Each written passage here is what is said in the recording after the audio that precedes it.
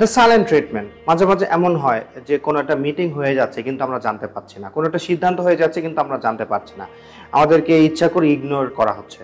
এটা কি বলা হচ্ছে? Silent treatment. যেমন কোনো একটা সিদ্ধান্ত নেওয়া হয়ে গিয়েছে, কোনো একটা এক্সিকিউশনে যাবে কিন্তু আপনি জানেনই না যে এই টাইপের কোনো একটা সিদ্ধান্ত বা এক্সিকিউশন নিয়ে কথা হচ্ছে। এরকম সিচুয়েশনে প্যানিক করা যাবে না, স্টেপ ইন করতে হবে এবং প্রচুর কোশ্চেন আশেপাশে যাদেরকে সম্ভব জিজ্ঞেস করতে হবে।